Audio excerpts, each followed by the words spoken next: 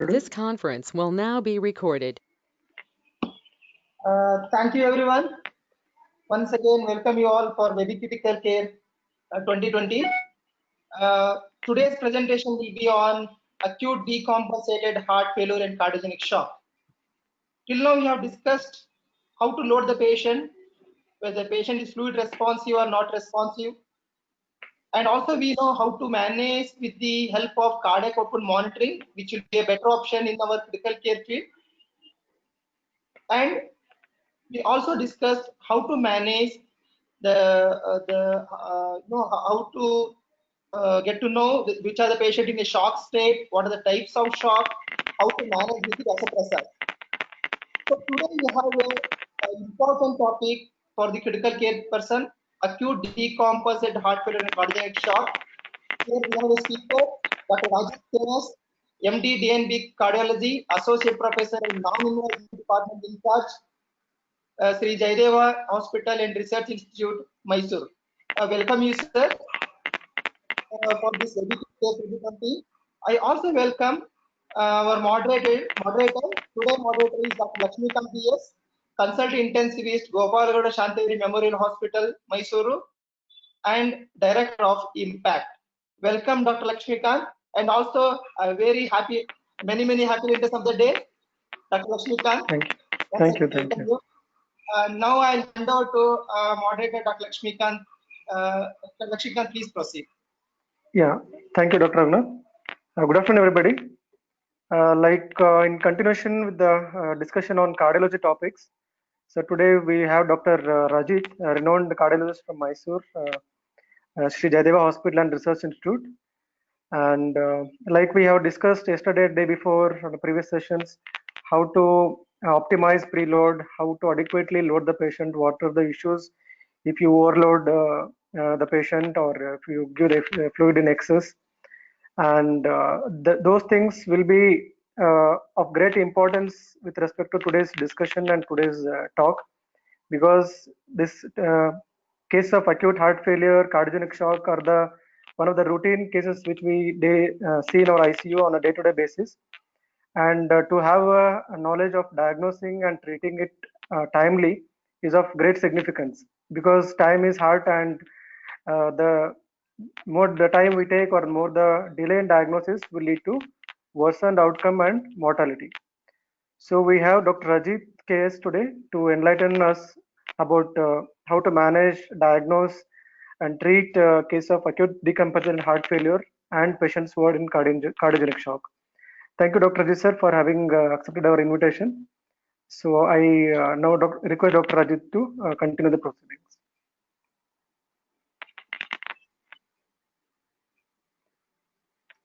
Thank you, Dr.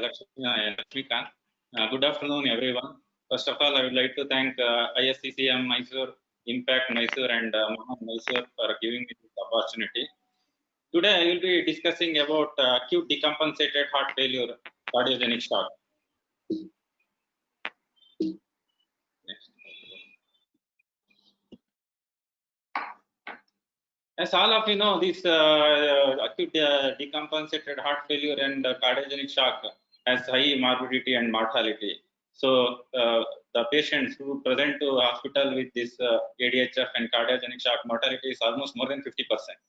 That's why it is very important to early diagnose and monitor and treat the patients. First of all, to begin with, what is the definition of heart failure? It's a clinical syndrome characterized by typical symptoms like breathlessness, ankle swelling, and fatigue that will be accompanied by signs like elevated JVP, pulmonary lung crepitations, and peripheral edema, mainly due to structural and or functional cardiac abnormality, which results in reduced cardiac output and elevated intracardiac pressure at rest or during stress. This leads to heart failure. So I will be, because most of the things everybody will be knowing, I will be stressing mainly on what is the present scenario and what is the recommendation by international society like ACC, AHA, and European Society on this management and the different aspects. They are different investigation, different intervention, and what are the management. They have mainly come up with different recommendations, like class 1 recommendation. That is very strong recommendation multiple randomized and trials have shown benefit with these investigation or intervention or management. And that's why if class 1 indication is there, we should not miss that. We should do the class 1 indication intervention or diagnostic test in all the patients with heart failure. Next, class 2A is moderate evidence. So the benefit still outweighs the risk. That's why 2A also we should all indications recommendations for 2A we should use it in heart failure patients. Next, class 2B indication, that is weak indication. There is no much data, evidence-based data, not much data is there. So benefit and risk almost balances. So according to patients, our clinical judgment we should use, and we should do such intervention which are the 2B recommendation. Class 3 is it is not recommended or harmful. So recent guidelines in 2016, which is the recent European Society guidelines, they have classified heart failure. Earlier, only 2 categories were there. That is heart failure with reduced EF and heart failure with preserved EF. Reduced EF is EF less than 40% and preserved EF was more than 50%. Now they brought new terminology, that is heart failure with mid-range EF. That is ejection fraction signs and symptoms of heart failure with the EF of 40 to 49%. They're called mid-range EF heart failure. Also, they should have elevated levels of natriuretic peptide and at least one additional criteria like relevant structural heart disease by echocardiogram or ECG, LVH and LA enlargement or diastolic dysfunction. American Society has divided heart failure into different stages A, B, C, D. Stage A is those with risk factor for heart failure. Like it is clearly mentioned in this diagram, which where stage A is only at risk of heart failure. They don't have structural or heart disease or no symptoms. And like patients with hypertension, atherosclerotic disease, diabetes, obesity, and those using cardiotoxins, drug addicts, they are at risk of heart failure, but there is no symptoms or no structural changes in heart. Next is stage B, where there is structural heart disease has manifested, but there are no signs or symptoms. Like patients with hypertension, they will have hypertensive heart disease. As it progresses, if you don't treat hypertension, then they may land up in heart failure with preserved EF. Likewise, coronary artery disease or ischemic heart disease, they already structural changes are there, like inferior wall MI. There will not be much reduction in EF, so patient will not be symptomatic, but already structural changes are there. Next, stage C, that is structural heart disease with prior or current symptoms. So patient has structural heart disease like ischemic heart disease, and either they are admitted once with heart failure symptoms, or at present they are having symptoms. They are called stage C. Next comes stage D, that is refractory heart failure. So those with stage C with the treatment, they will become compensated, or heart failure symptoms will come down, and they will be their cardiac index will be adequate for their daily routine activities or minimal exertional activities. If that further worsens, then they will go to stage D, that is refractory heart failure. So whatever treatment you give, they will be still symptomatic with heart failure symptoms. Now coming to today's topic, that is acute heart failure or ADHF and cardiogenic shock. This acute heart failure refers to rapid onset or sudden worsening of symptoms and signs of heart failure. This is life-threatening and it requires urgent evaluation and treatment. This may present as first occurrence. Patients with structural heart disease may first time present with heart failure due to some intrinsic or extrinsic factors which worsens their heart pumping or heart failure symptoms will be worsened. So they are called de novo heart failure. Or it may be more frequently as a consequence of decompensation of chronic heart failure. So whatever heart failure patient was maintained with adequate medication, if patient stops medicines or he doesn't restrict his dietary fluids and salt, his condition may worsen, and that is the acute decompensation of chronic heart failure. This may be due to primary cardiac dysfunction. Those patients with heart failure, if they develop MI, then that is added insult, and they will develop ADHF or acute decompensated heart failure. Or it may be precipitated by extrinsic factors like renal failure. So renal failures, or they may have some other accelerated hypertension. These things will worsen their heart failure condition, and they will go for decompensation. Definition, as all of you know, it is a prolonged hypertension, systolic blood pressure less than 90 millimeters of mercury, almost for more than 30 minutes, or the need for vasopressors to increase blood pressure above 90 millimeters of mercury. In the absence of, this is important, in the absence of hypovolemia or bleeding, and also associated with signs of peripheral hypoperfusion. This cardiogenic shock corresponds to around approximately 5% of ADHF patients. This frequency may vary in different hospitals. In cardiac hospital and transplantation centers, this cardiogenic shock presentation will be more compared to other multi-specialty hospital, and those who are not doing aggressive heart transplantation, there the presentation of cardiogenic shock patients may be less. And mortality, as I told you earlier, is more than 50%. That's why it is very important to detect it early and diagnose and treat these patients. So what are the factors which triggers acute heart failure decompensation? As I discussed earlier, one may be acute coronary syndrome. So whatever heart failure patient will be managing with medication and diet and fluid and salt restriction, suddenly if he develops acute coronary syndrome or MI, his condition worsens and he will go for decompensation of heart failure symptoms. Next, another important reason is tachyarrhythmia. Most commonly what we see is atrial fibrillation and ventricular tachycardia. This atrial fibrillation diastole will reduce, and their heart failure decompensation will occur. Then accelerated hypertension, which is also very common in our clinical setup, and accelerated hypertension with LVF, they will present. Then infection, it becomes hyperdynamic circulation and also added stress to the heart, like pneumonia, infective endocarditis, sepsis. They will decompensate and they will come with acute heart failure. Then, as I discussed earlier, non-adherence with salt and fluid intake or medication non-compliance. Then bradyarrhythmia. To some extent, bradycardia is helpful. Maybe around 50 to 60 heart rate. If you maintain heart failure, their symptoms will be nicely controlled. Whereas if heart rate comes down below 50 or 40, then they will not tolerate that. Their symptom is decompensation will occur. Then toxic substances like alcohol and recreational drugs.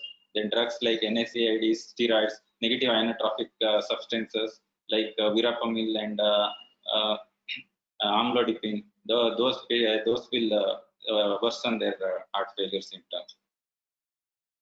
Then COPD exacerbation. Then others like pulmonary embolism, surgery and perioperative complication. This is also very common in clinical scenario, because surgery and perioperative complication will add extra burden on heart, excessive stress, sympathetic overactivity. This will lead to worsening of decompensation of heart failure. Then metabolic and hormonal derailments like thyroid dysfunction, as all of you know, thyrotoxicosis, hyperdynamic circulation, that will worsen heart failure.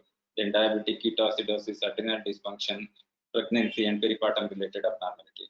Then CVA will also worsen heart failure symptoms. Then acute mechanical complications like myocardial rupture, which complicates acute coronary syndrome, like free wall rupture, VSD, acute MR.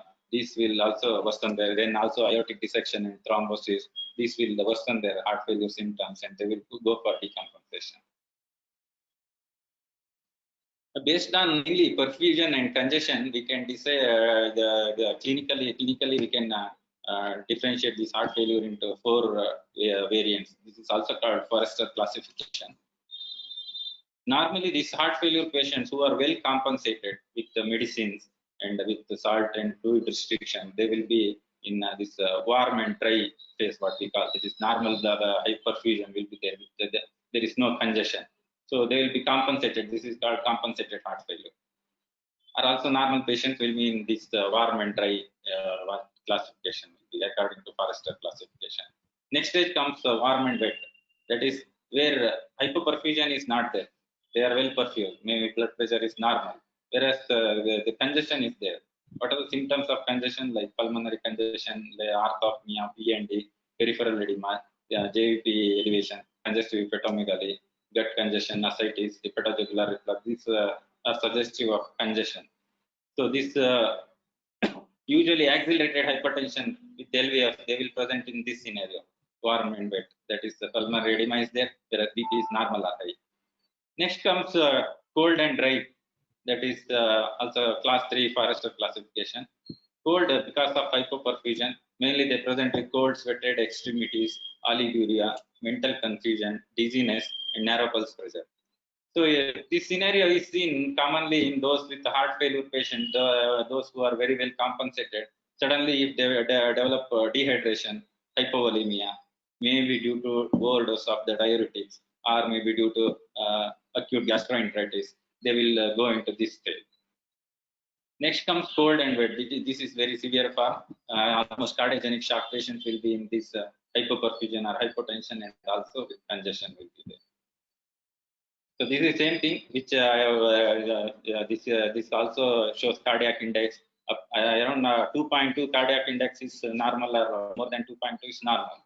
So normal patients usually cardiac index will be, this is normal or compensated phase. And pulmonary capillary wedge pressure is there here, where up to 18 almost normal. So if it is less than 18, they will be in this normal or hypovolemic or dehydration, these two phases. These two are congestive phase. As I told you here, accelerated hypertension, LVF, and this is cardiogenic shock.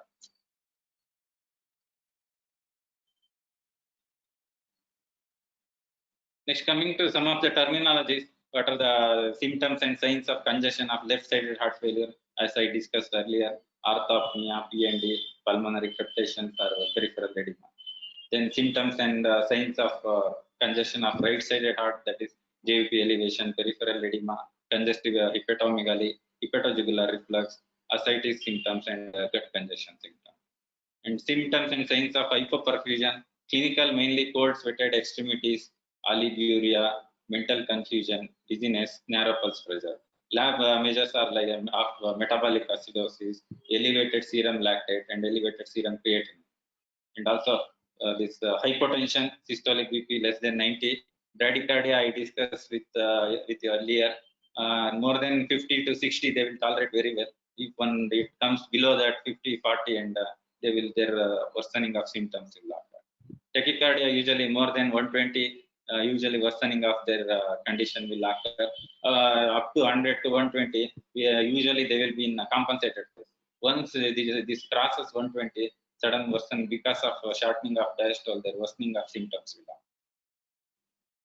An abnormal respiratory effort, that is respiratory rate more than 25 breaths with use of accessory muscles, or if it is less than 8 breaths per minute with despite dyspnea. Then low oxygen saturation less than 90%. Hypoxemia in ABG if it is less than 80, and if it is less than 60, then type 1 respiratory or hypoxemic respiratory failure. And hypercapnia, PaCO2 more than 45, and if it is more than 50, then they will go for respiratory failure. Acidosis, all of you knowing pH less than 7.35, elevated blood lactate more than 2 millimoles per liter, and oliguriase urine output less than 0.5 ml per kg per hour.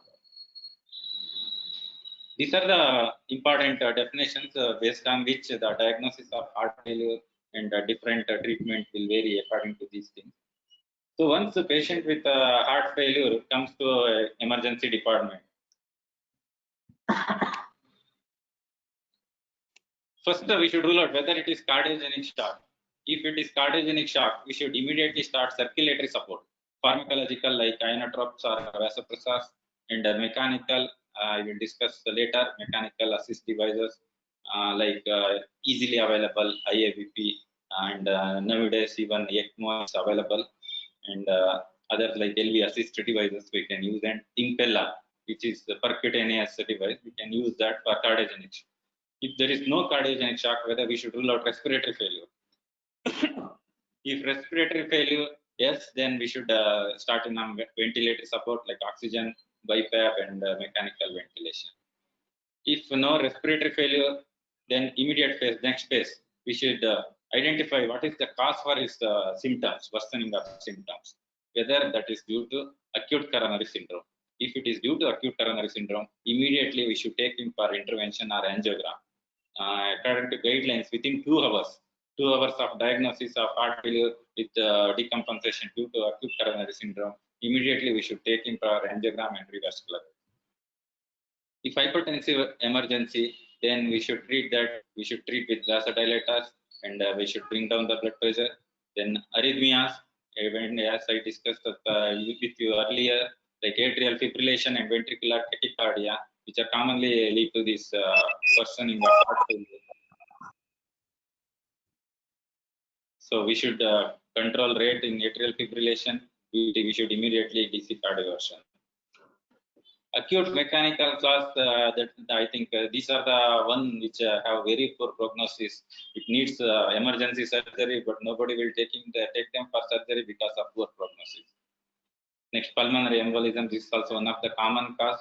We should diagnose this as early as possible, and they respond very well to the treatment. So if any of these things are there, then immediate initiation of specific treatment. If none of these are there, then we should start diagnostic workup to confirm what are the other causes, what other insult has worsened the symptoms.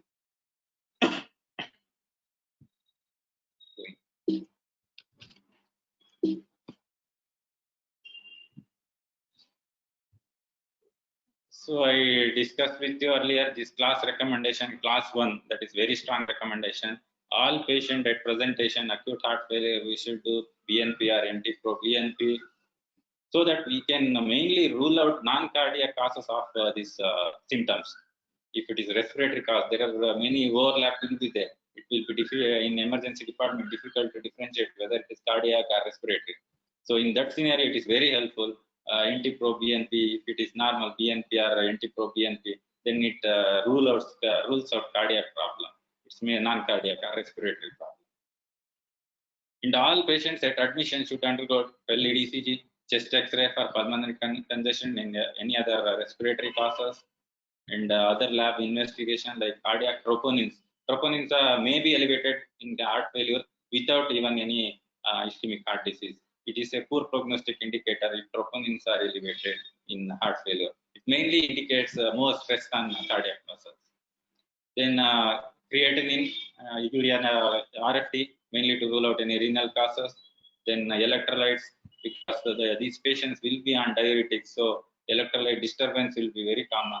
Then glucose, hyperglycemia, to rule out hyperglycemia, diabetic ketoacidosis, complete blood count to rule out mainly infection, and liver function test and TSH to rule out this hypothyroidism. Then cirrhosis. Echocardiogram is recommended immediately in hemodynamically unstable patient. Immediately we should do echocardiogram, and we should repeat echocardiogram after 48 hours to look for any other further changes.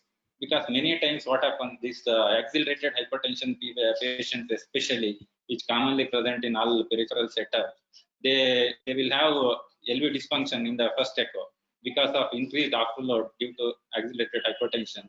Myocardium will be stressed out and they will go into fatigue.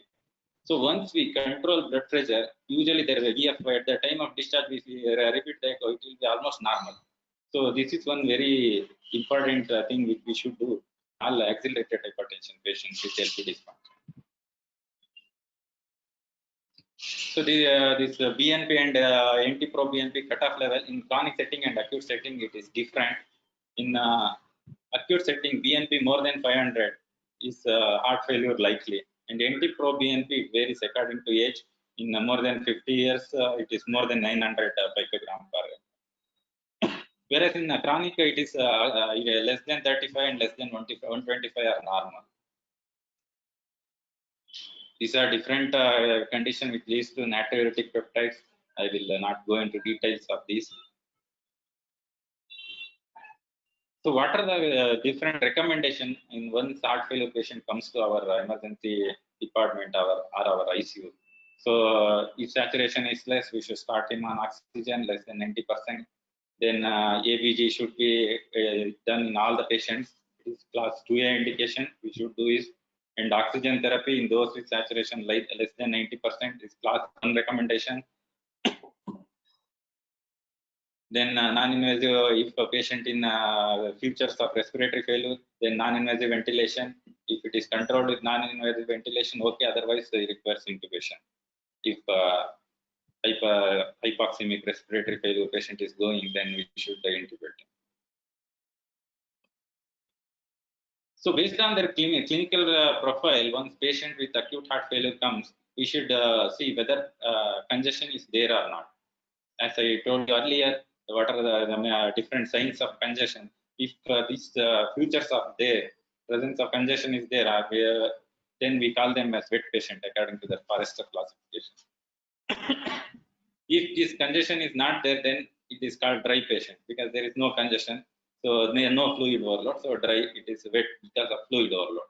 Almost 95% of all acute heart failure patients are in this wet group, that is congested group. Whereas only around 5% will be in this non-congested or dry patient. So once this whether congestion is there or not, if we differentiate this, then we should see whether any peripheral perfusion, whether it is adequate or hypoperfusion is there. So in congested patient, if peripheral perfusion is adequate, then it is called wet and warm according to Forrester classification. So they will have typically elevated or normal blood pressure. So then again they are divided into vascular type or cardiac type. If vascular type, it is mainly due to vascular reason, that is accelerated hypertension. So we should treat them with vasodilator, then also diuretic. If it is cardiac type, that is fluid accumulation, mainly congestion with the predominance in cardiac type, then we should immediately treat with diuretics. Then if hypertension is there, vasodilator. Then if they are not responding to the single diuretic, then we should combine with 2 diuretics. If still they are not responding, then we can go for ultrafiltration. Then in dry patient or non-congested patient, we should see whether peripheral perfusion is adequate. If it is adequate, then they are into dry and warm classification. So they are very well compensated heart failure. So only adjust oral therapy according to the blood pressure, and that will be sufficient. If they are dry and cold, that means peripheral perfusion is not adequate or hypoperfusion is there, then they are dry and cold class that they belongs to. Then that is hypoperfused and hypovolemic patients. We should consider first fluid challenge. If they respond to that, fine. Otherwise, we should start them on inotropic agent.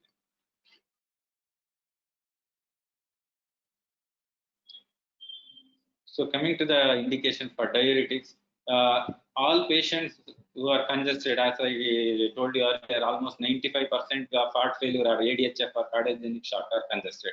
So we should immediately start them on intravenous loop diuretics.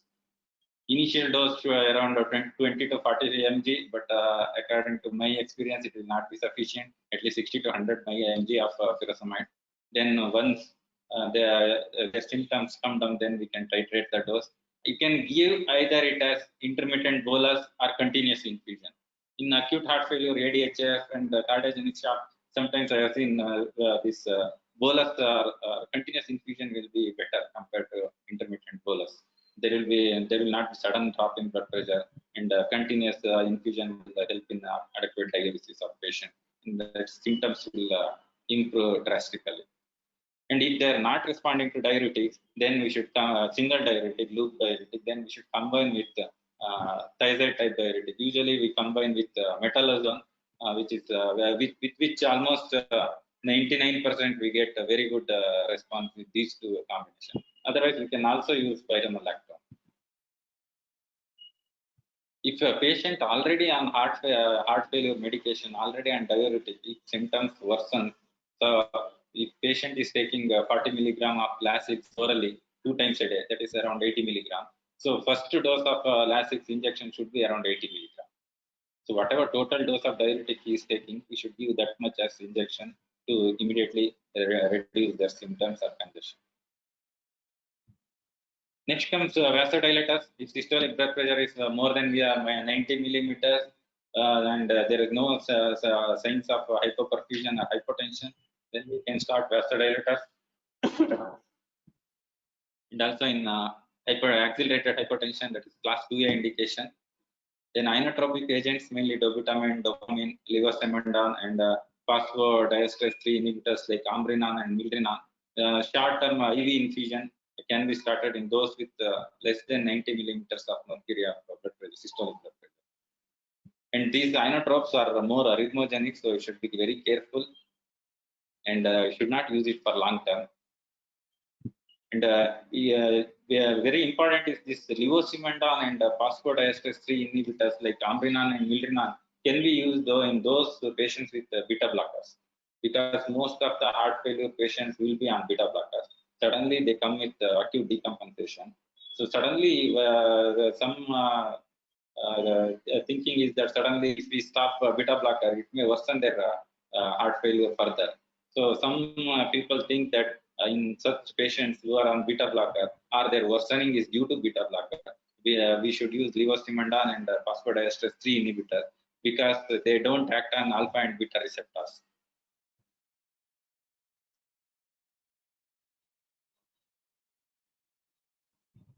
Then vasopressors, norepinephrine is preferred in patients who are not responding to inotropes.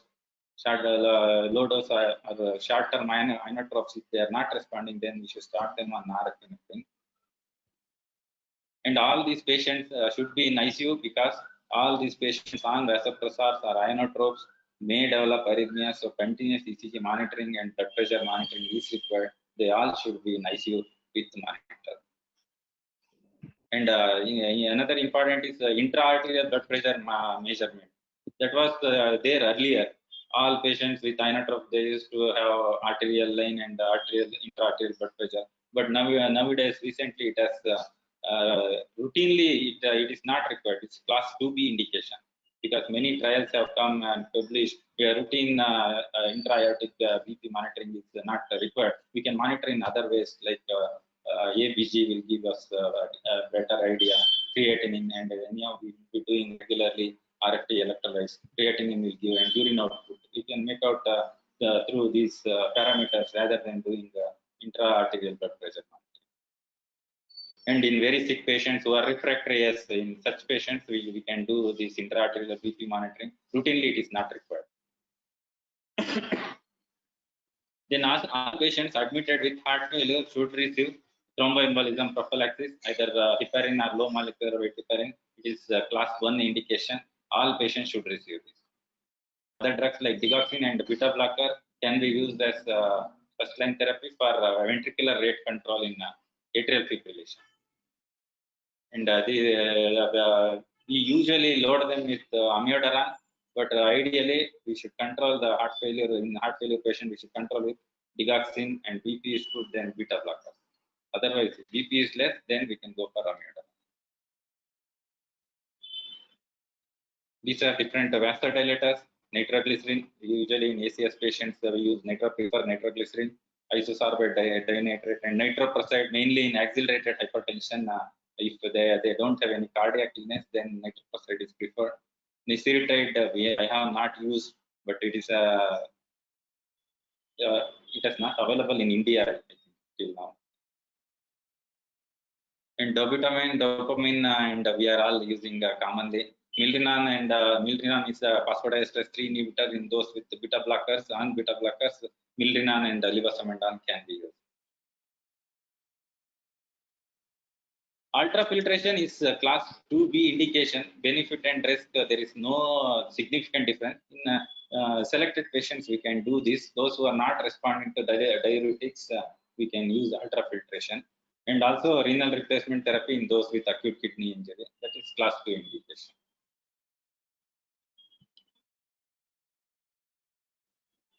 And all these patients with heart failure or acute decompensation, we should try to continue their disease modifying therapies, whatever they are receiving already, like ACE inhibitors, beta blockers, because beta blockers, so we may have to stop for a while.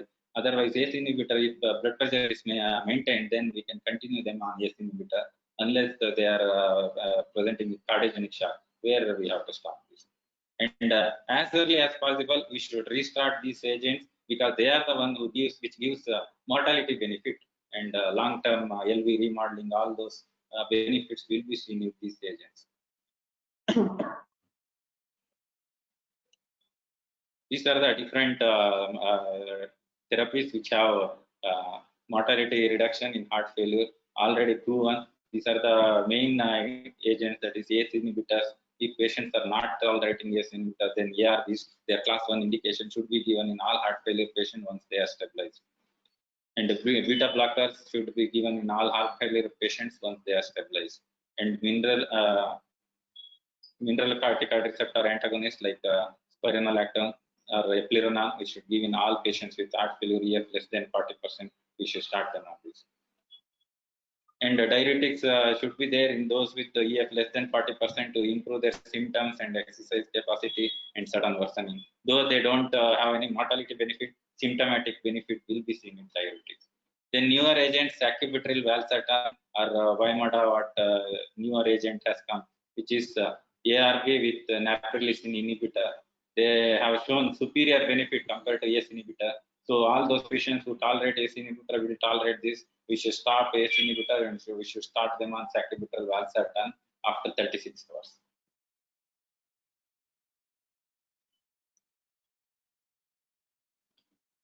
And coming to cardiogenic shock specific, so I discussed this earlier. All patients should undergo ECG and echo. And in cardiogenic shock patients, in Western world, what they have done, they have kept separate shock treatment centers. So immediately such patients with heart failure should be referred to tertiary care center, where 24/7 service of cardiac catheterization and dedicated CCU will be available, because they will also be equipped with mechanical circulatory support. In cardiogenic shock, major cause is ACS, or acute coronary syndrome, or ST elevation MI, non-ST elevation MI. So immediately they require cardiac catheterization, and also sometimes it is not amenable to any reperfusion strategies. In such scenario, we can start them on short-term mechanical circulatory support, IABP or ECMO.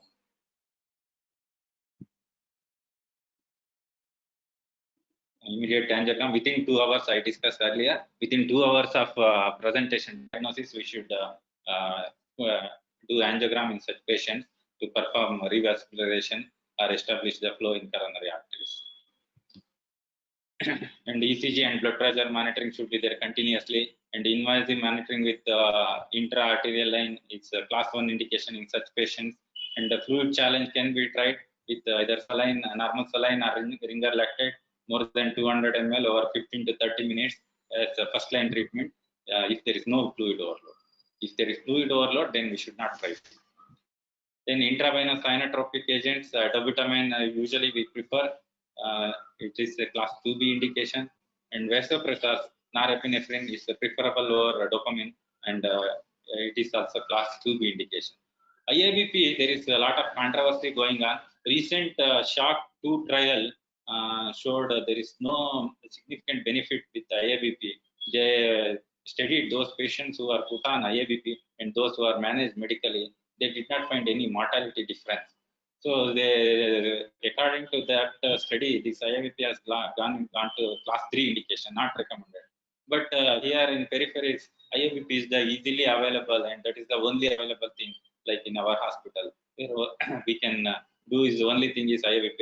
We don't have ECMO, we don't have Impella, no other LV assist devices possible in our center. So this is the only thing we can do. Though there is no evidence, maybe in future if because they study more and more about IABP, maybe in selected cases it may be beneficial. Short-term mechanical circulatory support like ECMO and Impella, which is a class 2B indication in all such patients with cardiogenic shock.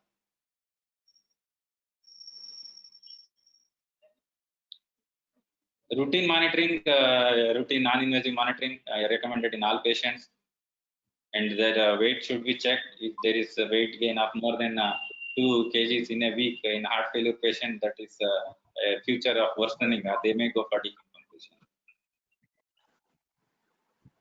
And their symptoms should be assessed regularly. And daily assessment of renal function, RFT electrolyte should be done, because we have been on either ACE inhibitors or ARBs. This is very important. We should assess RFT and electrolytes. And intra-arterial line, I discussed earlier, should be considered in patients with hypotension and persistent symptoms despite treatment. They are the only indication, not routinely in all patients. The hypotension and persistent symptom, it is class 2 indication. There is benefit with this. Whereas pulmonary artery catheter, which is a lot of controversy, only those patients with refractory symptom, despite adequate treatment, those with hypotension and hypoperfusion, they may benefit from pulmonary artery catheter monitoring. It is class 2B indication. So benefit and risk, there is a lot of controversy, and routine use of pulmonary artery catheter is not indicated. All heart failure patients earlier during our MD time, we used to see lot of pulmonary artery catheter monitoring, whereas during my post-graduation in cardiology, it already had gone out. Still, we used to monitor CVP sometimes. Nowadays, it is hardly we are using this. So same thing here also, that pulmonary artery catheter almost it is class 2B indication, only in refractory. In summary, when patients with acute heart failure comes, we should identify the respiratory failure or cardiogenic shock, then mechanical ventilation, then mechanical circulatory support, and intensive daily living. Then what is the specific cause? We should treat the specific cause like acute myocardial infarction, arrhythmia, or accelerated hypertension. And also in our setup, rheumatic heart disease also sometimes they present severe MS, they present with this. Then then we should evaluate whether they are congested, or hypotension is there, or hypertension is there, hypoperfusion is there. Then we should treat accordingly with either loop diuretics or thiazide diuretics if they are resistant, or ultrafiltration. Then vasodilators if mean arterial pressure is more than 65, inotropes if it is less than 65, then vasopressors if it is less than 65, not responding to inotrope, then fluid challenge in the warm and dry patients. Warm and then we should, once the patient is stable, once the patient is decompensated, we should start them on ACE inhibitors, beta blockers, mineral corticoid receptor antagonists. Then also we should correct any anemia is there, anemia correction, iron deficiency anemia correction. Then once the patient improves, we should plan discharge. And if the patient is not improving, then we should consider invasive monitoring or mechanical circulatory support.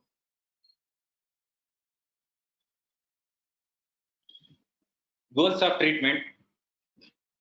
Immediate goal is to mainly improve their hemodynamics, blood pressures, then organ perfusion, because renal perfusion, and they may present with renal dysfunction, liver dysfunction. So those organ perfusion should be maintained. Then should maintain oxygenation. So that is very important, hypoxemia or hypercapnia, all those things. Then alleviate symptoms. Symptoms alleviation mainly by diuretics, we can do this. Then limit cardiac and renal damage. Then to prevent thromboembolism, we should give thromboembolism prophylaxis with anticoagulants. Then we should try to minimize their ICU length of stay. Then next, what is our goal in hospital is to identify etiology and relevant comorbidities. What is the etiology? Why suddenly he has worsened? What is the cause? We should educate them about that. Then titrate therapy to control symptoms and congestion and optimize the blood pressure. These ACE inhibitors and ARBs and beta blockers, at least once in 2 to 3 weeks, we should titrate their dose. Then we should consider device therapy, like nowadays LV assist device is there, heart transplantation is there. We can consider those things, patients who are not with refractory symptom. And long-term management, we should continuously have communication with them and their symptom assessment. Then enroll these patients in if the lifestyle modification, and to prevent early readmission, mainly health education about the disease, we should educate them. Then we should also improve their symptoms, quality of life, and survival. So now coming to mechanical circulatory support and heart transplantation. These are nowadays coming up like anything. So we should decide different mechanical circulatory supports are there. What is our goal? We should decide whether we are taking time to decide. It is bridge to decision, next decision what to do. So for that we require short-term support, mainly like ECMO or ECLS and Impella. These things can be tried in such patients. Then a bridge to candidacy, we should assess them for heart transplantation. If they are ineligible or eligibility, to assess that thing, we can use this short-term LV assist device for assessing their transplantation eligibility. Same bridge to transplantation, if their LV failure is there, left ventricular assist device is sufficient. If biventricular failure is there, then biventricular assist device is should use. Then bridge to recovery, if a patient with myocarditis or peripartum cardiomyopathy, they will recover in a short term. So in such patients, we can use the short-term LV assist device. Then destination therapy. Some patients will not be eligible for heart transplantation. They will be persistently symptomatic. In such patients, we can put them on LV assist device. Though these LV assist devices are very costly, more than 20-30 lakhs. I think though at present, I don't think in Mysore it is not available. In Bangalore, in some centers, they are doing this LV assist device. Then there is intermax stages for classifying these patients, and what LV assist, what devices is helpful in such patients based on this intermax registry. They have come out with this guidelines. In those with cardiogenic shock who are crash and burn, that means despite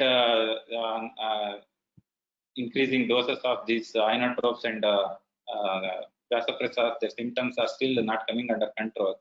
In such patients, short-term ECMO or ECLS will be has shown for 1 year survival of almost 52%. And progressive decline despite inotropic support, that is sliding on inotropes. Despite on inotropes, their condition is worsening. Their NIH class 4 and their symptoms are worsening. Then such patients ECMO or LV assist device. Some patients will be dependent on inotropes and they will be stable. In patients, LV assist device shown 1 year survival of around 78%. Then resting symptoms with frequent worsening of their symptoms, LV assist device has shown 78% 1 year survival. Then those who are exertion intolerant and housebound, in them who are class 4 with ambulatory patients, LV assist device has almost shown 93% 1 year survival. And in class 3 patients with limited exertion, we can try this LV assist device. And those in class 3 with stable symptoms, we can try this LV assist device. These are different percutaneous LV assist devices or short-term LV mechanical support devices. I told you IABP. This is 8 French cannula, and hemodynamic support it gives around 1 liter, 0 to 1 liter. So in SHOCK 2 trial, after SHOCK 2 trial, it has gone out of favor. So in peripheral, this is the only available thing which we can use. And Impella is like percutaneously through femoral artery, either 13 French. Older generation, it was 23 French. Whereas nowadays it is 13 French Impella is available. It will be around 4 to 5 lakhs. I think in Bangalore it is available, Bangalore NH. They were doing this Impella. It is percutaneous like angiogram through femoral root. We place a pump in aortic valve region that will be pumping blood from LV to aorta. This gives around 2.5 liters of support. Per minute it will pump 2.5 liter. Then comes ECMO. Arterial ECMO, around 3 to 6 liter it gives support. What is ECMO? ECMO, that is extracorporeal membrane oxygenation. An external artificial circuit, this circuit, through the vein, they will this blood goes to oxygenator, where carbon dioxide is removed and oxygen is added. That the blood is then returned to patient via central vein or an artery. Usually respiratory failure, they do veno-venous ECMO, whereas in cardiac failure, cardiogenic, they do veno-arterial ECMO. It serves as a bridging therapy and not a curative therapy. Short term, it will support the patient. It is mainly to bridge to recovery. It means buying time for patient to recover and bridge to decision. and to provide temporary support to patient and allow clinician to decide on next step, and bridge to transplant. If transplant is available immediately, then in such patient, provide support to patient while awaiting suitable donor organ. According to this ELSO guidelines, acute severe cardiac failure or respiratory failure with high mortality risk and reversible and non-responsive to optimal conventional therapy, patient should be put on ECMO. Contraindication mainly unrecoverable heart and not a candidate for transplant or ventricular assist device, and chronic organ dysfunction like emphysema, cirrhosis, renal failure, and prolonged CPR without adequate tissue perfusion. So multi-organ dysfunction will be there. Such patients may not benefit from.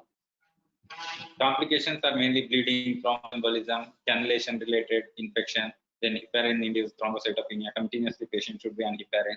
Then neurological complication may occur due to thromboembolism. In a one study where they studied 105 patients with ECMO for ADHF, 1 year survival was around 42% in that study. Another these new things are these LV assist devices. The 1960s was the decade where the emergence of LV assist devices started. In 1961, Dennis and co-workers used a roller pump to assist the left ventricle. A cannula was placed through the septum into the left atrium and blood was returned to femoral artery. And today, a large number of LV assist devices are in use, and their place in the management of heart failure is well established, mostly as a bridging therapy to heart transplant. Though it is not taken up much in India, in the Western world, they are doing this lot of LV assist devices. What are the requirements? Patients with more than 2 months of severe symptoms, despite optimal medical and device therapy, and more than one of these 5 factors, like LVEF less than 25%, and measured peak VO2 is less than 12 ml per kg per minute. Measure peak VO2 is on exertion. They measure arteriovenous oxygen difference and multiply with cardiac output. It will give peak VO2. And more than or equal to 3 heart failure hospitalization in previous 12 months without an obvious precipitating cause. And dependence on IV inotropic therapy. And the progressive end organ dysfunction, worsening renal or hepatic dysfunction, and increase pulmonary capillary wedge pressure. In the absence of severe RV dysfunction and severe TR. If RV dysfunction and TR are there, then LV assist device will not be sufficient. We should use the biventricular assist device. This recommendation for LV assist devices these are class 2A indication. So clearly benefit is there compared to this. Only thing is cost. This is the HeartMate device, which is a newer LV assist device. It will be like pumping blood from left ventricle through a motor to the aorta. This is how it looks. And these are battery, and this is control this one. In this, we can adjust how much liter per minute. In a REMATCH study, which included 129 patients with NYHA class 4 with end-stage heart failure who are ineligible for cardiac transplantation, they received LV assist device. And they compared with OMT, around 68 and 61 patients. Survival at 1 year was 52% in device group compared to 25% in medical therapy group. And at 2 years, it was 23% versus 8%, a significant difference. Next, coming to heart transplantation. In December 1967, Christian Bernard did the first orthotopic heart transplant at South Africa, Groote Schuur Hospital, Cape Town. And in India, Dr. Venugopal and team did the first heart transplant in 1994 at AIIMS. And these are the main patients whom we should consider. End stage heart failure, then patient should be continuously symptomatic, not responding to these inotropes, and the patient continuously on either mechanical circulatory support, motivated, well informed, and emotionally stable. They can affordable. It costs around 15 to 20 lakhs nowadays in India, and capable of complying with the intensive treatment which is required post-operatively. Contraindications are mainly active infection, in severe peripheral arterial or cerebrovascular disease, then irreversible hypertension with we should pharmacologically irreversible pulmonary hypertension. In such patients, we can consider LV assist device, and cancer and irreversible renal dysfunction with creatinine clearance less than 30 ml, and with systemic disease with multi-organ involvement, and other serious comorbidity with poor prognosis with life expectancy less than 1 year. Then high BMI, we should advise them to get weight loss, and once their BMI is less than 35, then we can consider them. Alcohol, drug abuse, then social support is not there, then in such patients it is not indicated. Survival after heart transplantation is excellent, which compared to natural course of end-stage heart failure. The most recent data of registry of International Society of Heart and Lung Transplantation indicates a current 1 year survival of 84% and 5 year survival of 72% in such patients. And newer drugs are coming, like Rivaroxaban, Novax in regularly in heart failure patient, but still it is in phase 3 trial. Then Vericiguat, that is guanylate cyclase stimulator and cardiac myosin activator, omecamtiv mecarbil, they are under trial. Paragon heart failure, diastolic heart failure, it has come negative. SGLT2 inhibitors are coming up now in heart failure patients. These are one of the mortality reducing agents in diabetic patients. And in acute heart failure, mainly natriuretic peptide, uradilantin, and Elarity are undergoing trials. And endogenous vasodilator like relaxin and serelaxin are under trial. In summary, ADHF and cardiogenic shock are life-threatening condition with high morbidity and mortality, and immediate treatment to stabilize the patient's diuretics, inotropes, vasopressor can be given, and cause of heart failure worsening should be determined and treated. And ECMO is very helpful in acute heart failure as a short-term mechanical support system. LVADs and heart transplantation can be considered in refractory heart failure, and despite the current options available, the disease remains progressive and mortality continues to be high, and newer advances are still needed, and they are welcome. Thank you.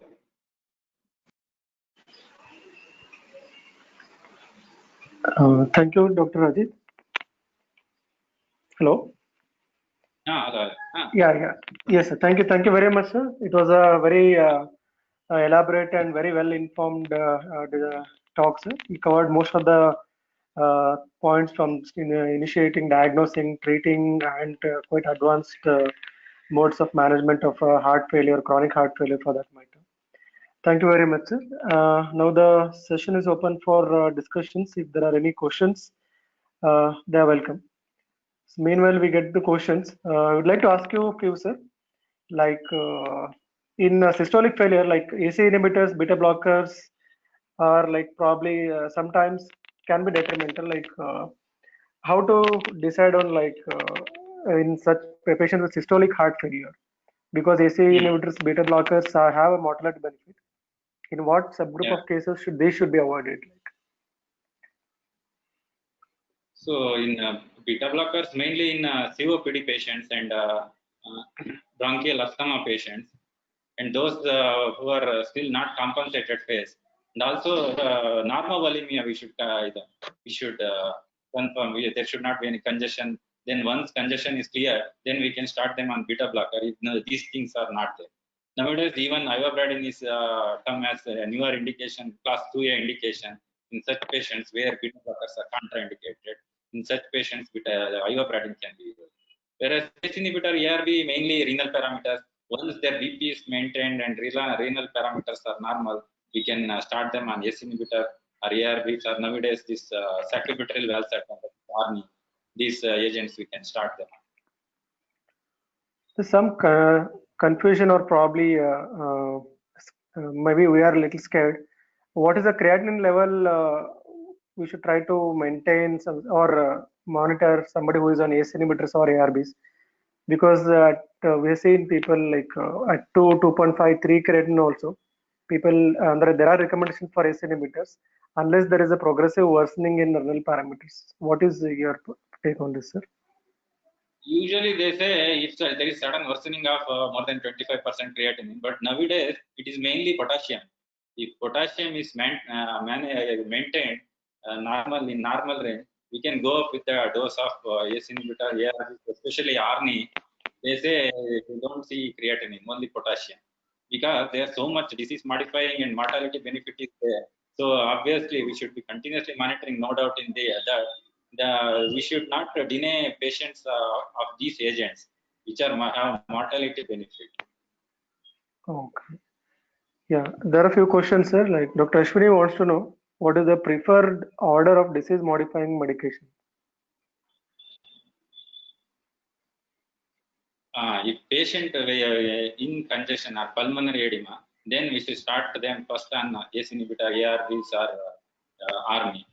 If patient is not in pulmonary congestion, then we can start them simultaneously beta blocker also. So only thing is we should be monitoring the blood pressure correctly. If blood pressure is maintained, there is no harm in starting both agents. If blood pressure is less borderline, then we should start them first on this based on this pulmonary edema.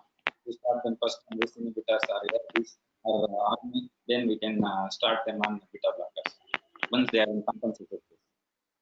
And if it is ACS, then beta blocker should come first. Okay. Yeah, probably like you mentioned regarding diuretics, many of us probably underdose the diuretics, especially people who have been on a chronic diuretic therapy. Like you just highlighted, the dose should be probably initial dose itself 2 to 2.5 times the loading dose ideally, otherwise what we use in somebody who is on a long-term diuretic therapy. And if they're not responding, maybe like you said, 80 up to 80 mg of furosemide may be required. Yeah, and Dr. Ashwini wants to ask what are the endpoints of diuretic therapy? Probably it is the clearance of pulmonary edema. Hello. Yeah. Endpoints of diuretic therapy. One thing, whatever patient on heart failure taking diuretic, we should start them with whatever oral diuretic dose they are taking. If the patient not on diuretics already, it is de novo or first time heart failure, then we should start them with 20 to 40 mg to see the response furosemide. Then if they are not responding, I have used up to 200 milligram of furosemide.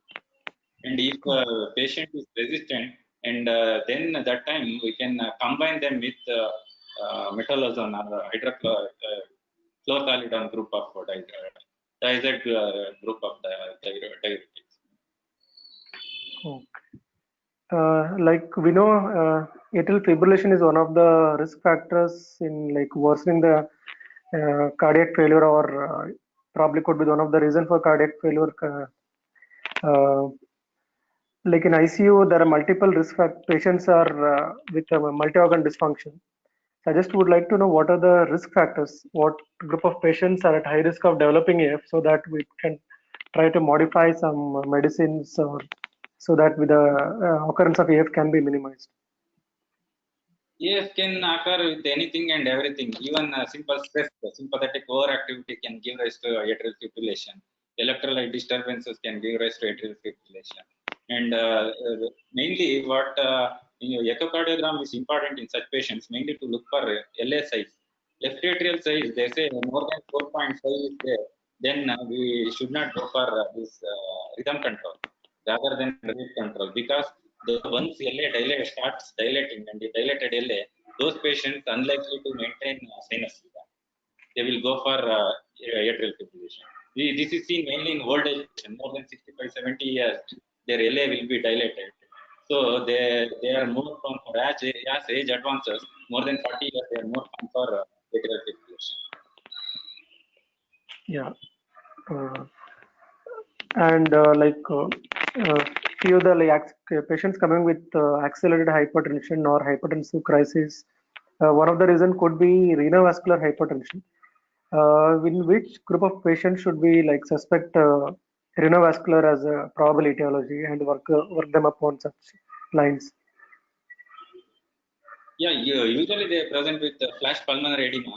So usually young patients should all secondary hypertensive. we should all rule out renovascular hypertension, like renal vascular Doppler in such patients. Any patient, we should rule out renovascular hypertension. Okay. I have one Thank you, sir. question. Yeah, I have one question. Yes. This heart failure is classified with the reduced ejection fraction less than 40, preserved ejection fraction more than 50, and heart failure mid-range 40 to 49. Why is the mid-range 40 to 49? What is the reason behind this classification? Because earlier it was more than 50, less than 50. In multiple trials, they studied, and this mid-range EF, they responded like without EF people. There was no much benefit with disease-modifying agents in such patients. So they thought it belongs to preserved EF. So they wanted to separate it from reduced EF patients. Regarding diuretics, which is better, you told us, a continuous infusion of diuretic or intermittent dose of diuretic? So in those you think they are not responding properly to your diuretic, diuretic, then in such patients continuous bolus is better, and you can continuous infusion is better compared to bolus. And also those who are fluid overload and recurrent admission in such patients, congested patients, continuous infusion is better. In the first 24 hours we can do infusion, then we can change it to bolus. Once they responded properly, they are symptomatically better. This high dose you told 2.5 times the outpatient daily dose. That is right, sir? 2.5 times the daily dose, the high dose? Usually there is no clear-cut guidelines like that. Our practice is okay. So, what is the fluid output we should monitor so that daily fluid goal with respect to diuretics? Usually they say weekly if they gain more than 2 kg, then that is diuretic dose is not correct. We should increase the diuretic dose. That's what they have given guidelines. In acute settings, how much fluid we should remove when the patient is having pulmonary edema with respect to based on congestive symptoms? Once their congestion, this one we will be monitoring RFT electrolytes. If urea is elevated, that indicates some pre-renal. That means the diuretic dose we should reduce the diuretic dose. My next question is how to prognosticate these patients. Patient has come into the ICU with heart failure. It is now stabilized. How to prognosticate? How can you say that this much is mortality problem is there in this patient?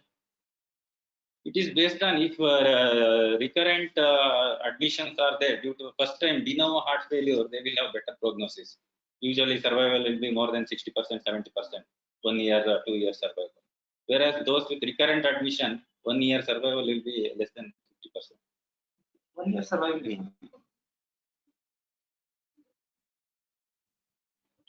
Okay.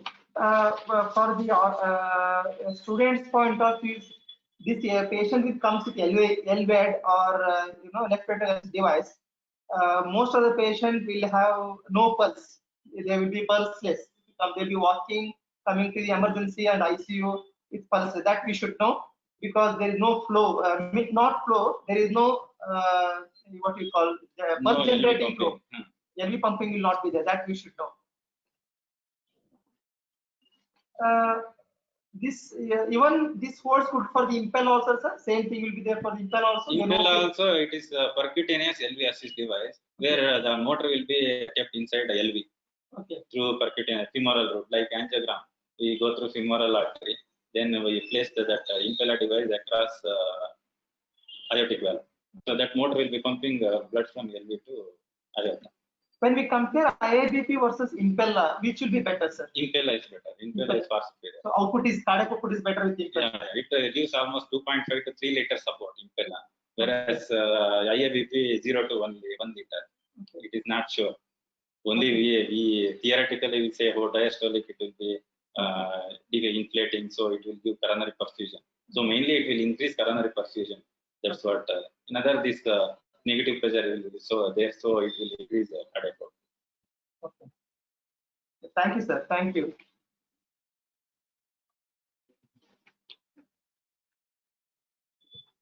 Lakshmikant, unmute. Yeah, I think there are no more questions. Probably we'll come to the conclusion part. Thank you, Dr. Rajit sir, for accepting our invitation and giving us your valuable time and all your valuable inputs. Probably people will incorporate in the practice. And thank you once again on behalf of Impact, ICCM, and Mahan, sir. Thank you so much, and thank you all the participants who participated in this webinar. Thank you very much, sir. Thank you very much. Thank you, sir. Thank you so much for your valuable time. Thank you all the attendees. Thank you.